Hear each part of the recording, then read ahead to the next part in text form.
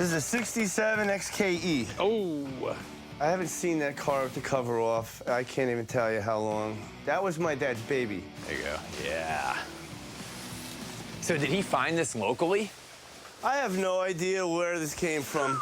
The godfather of European auto design, Enzo Ferrari, proclaimed the Jaguar XKE the most beautiful car he had ever seen. They were a huge influence in the sports car world. Design, performance. I mean, when you see one coming down the road, you stand at attention. There's a guy I know in Tennessee.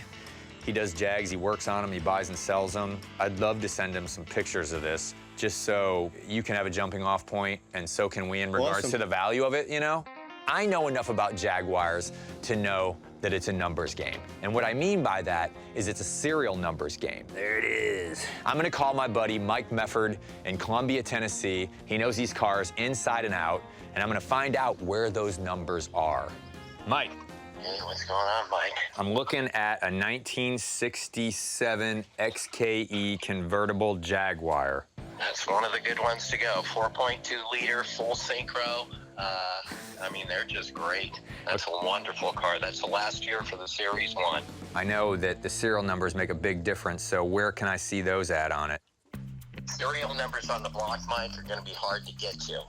You know where the 3 carburetors are? Yeah. That's the hard part to get into, okay? Well, it's going to be a really hard part to get into on this side because the car is cranked up against a bunch of stuff. Why don't I just send you some general photographs of the car so you can get an idea of just the overall broad stroke of it? I remember playing in that Jaguar when I was a little kid, hopping up and down the front seat, pretending I was driving, shifting, while my dad was working on the bikes right next to that car. This was my dad's baby.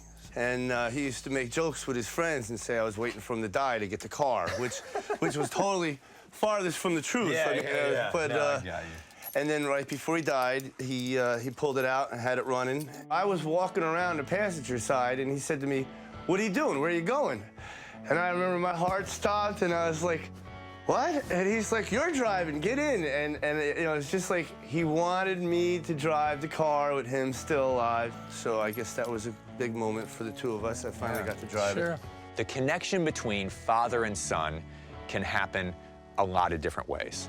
Bobby and his father had a moment in this car that Bobby will remember the rest of his life. Yeah.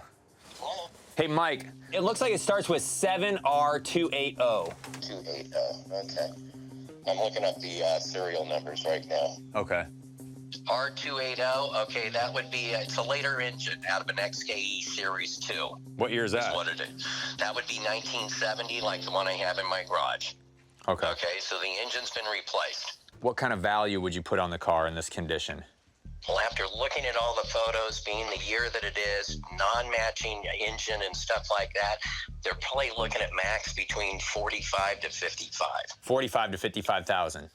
Correct. That's a little better number than the last you heard. Yeah. Yep. Okay. Jaguar enthusiasts are all about originality. It's got to be the original tranny, the original motor, the original everything. Once it's been altered, it takes it down. So this is just going to be a driver. What would the car be worth in this condition if it did have matching numbers? In the condition it's in right now with matching numbers, you're probably looking at 60, 65,000. Okay. What if it was done? What if the car was done rolling down the road and it had matching numbers? 125,000. All right, well, hey, I very much appreciate all of your knowledge, and as always, thank you so much. Bye. I was thinking of a $30,000 price range on that car. To find out that it's worth more than that, it's nice. Well, I love that we were able to get a hold of Mike. Yeah, thanks for helping me get it. He's got a lot open. of knowledge, man. The guy's been in it a long time. Bobby is smart enough and passionate enough to understand that he can't do this car justice. This car needs so much work, expensive work, and it needs to be back out on the road. Actually, you know what? I'll give you Mike's number before I leave. He can sell it for you. Let him try to get you top dollar.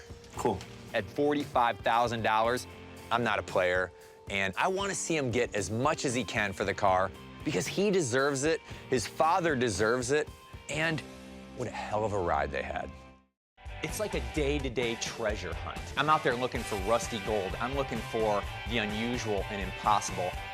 It's back roads, it's dumpster diving, it's flea markets, it's people's homes.